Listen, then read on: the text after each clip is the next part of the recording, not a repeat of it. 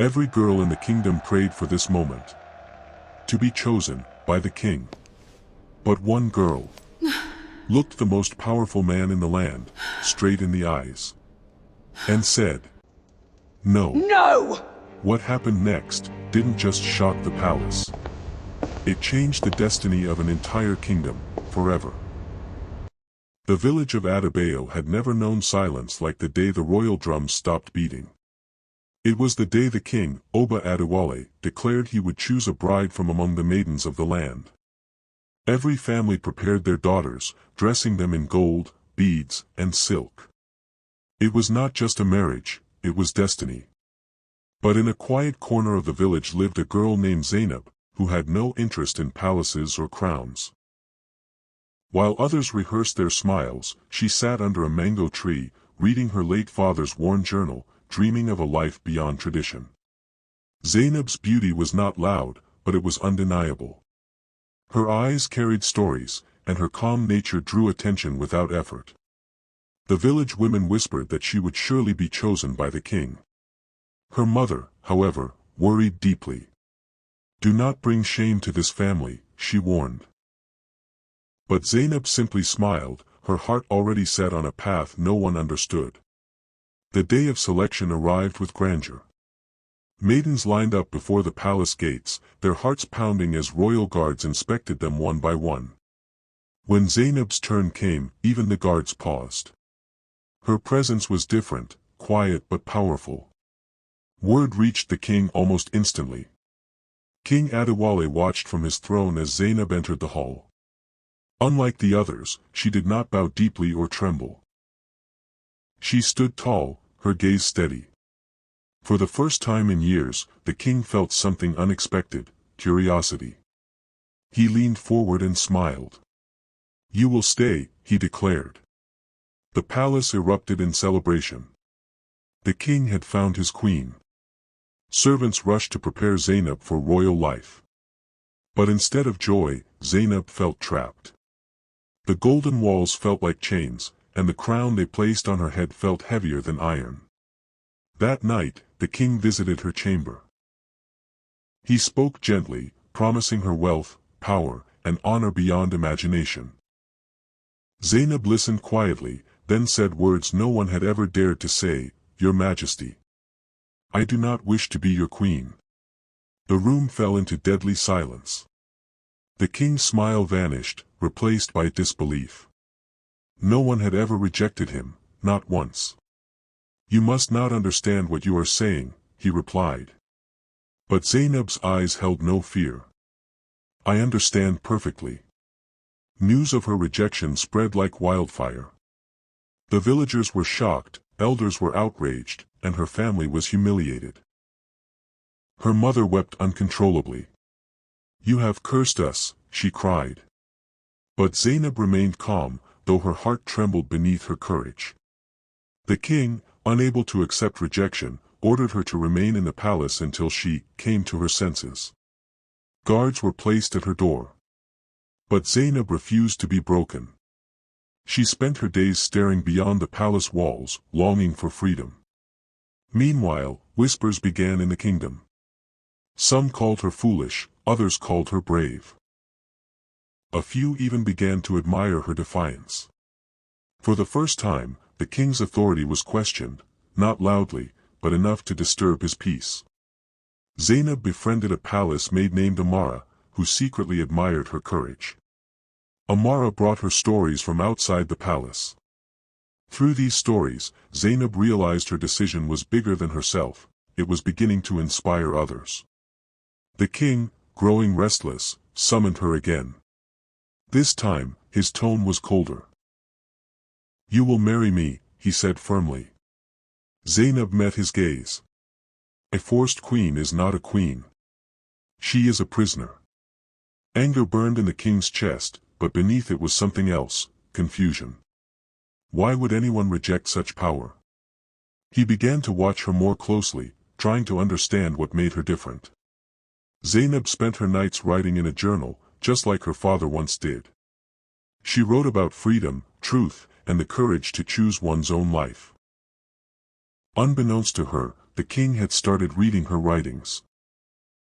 Her words struck him deeply.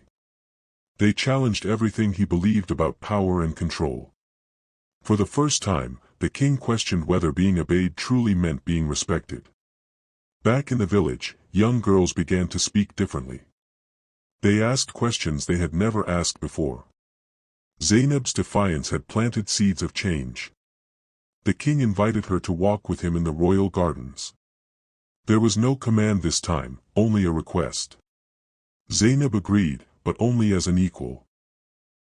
Their conversation was unlike anything the king had ever experienced. She spoke honestly, without fear or flattery. For the first time, he felt seen, not as a king, but as a man. Days turned into weeks, and the king found himself drawn to her spirit more than her beauty. But Zainab remained firm, she would not sacrifice her freedom. The kingdom began to change subtly. The king started listening more, commanding less. People noticed. Something was shifting. Zainab asked for one thing, her freedom. Not wealth, not power, just the right to leave. The king hesitated. Letting her go felt like losing something he could not replace. That night, the king could not sleep. He realized that forcing her to stay would only prove her right. Power without consent was emptiness. The next morning, he made a decision that shocked the entire kingdom. He granted Zainab her freedom. The palace gates opened, and Zainab walked out, not as a queen, but as something greater, a symbol. The people watched in silence, unsure whether to celebrate or fear what this meant. Zainab returned to her village, but everything had changed. People looked at her with a mix of awe and disbelief. She was no longer just a girl, she was a legend. Young girls gathered around her, asking questions about the palace and the king. But Zainab spoke only about courage and choice. The king, meanwhile, found himself restless. The palace felt emptier than ever before. He realized that what he missed was not her presence, but her truth. He began making reforms across the kingdom, giving people more voice and freedom. Zainab's influence continued to grow, even from afar. One day, the king visited her village, not as a ruler, but as a man seeking understanding. The villagers were stunned. He found Zainab under the same mango tree where her story began. This time, he sat beside her, not above her. They spoke as equals, sharing stories, fears, and dreams. For the first time, there was no power between them, only connection. The king realized that love could not be commanded, it had to be chosen. And Zainab had chosen herself. Their bond grew slowly, built on respect rather than authority. It was something far stronger than what the king had originally desired. The kingdom flourished under the king's new leadership. People began to say that Zainab had changed not just a man, but an entire nation. Zainab continued to live simply, refusing luxury. Her strength came from her independence. The king visited often, but never demanded anything. He had learned the value of patience. Over time, the villagers accepted his presence.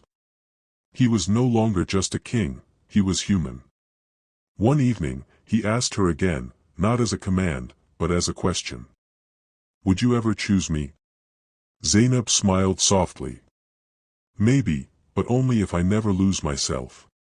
The king nodded. Then I will spend my life proving you won't. Their story spread beyond the kingdom, inspiring others. It became a tale of courage, not romance alone. Zainab eventually agreed to stand beside him, not behind him. And the kingdom welcomed a queen unlike any before. She ruled with wisdom, compassion, and strength. Her voice became the voice of the people. The king never forgot the day she rejected him. It remained the most important lesson of his life. Their love was not perfect, but it was real. And that made it powerful. Generations later, their story was still told. Not as a fairy tale, but as a truth. A truth that reminded people that even kings must earn respect. And that courage can change destiny. Zainab became more than a queen, she became a symbol of freedom. And the kingdom became a place where voices mattered. All because one girl said no. In the end, Zainab did not just reject a king, she redefined what it meant to be chosen. And in doing so, she chose her own destiny, and changed the world forever.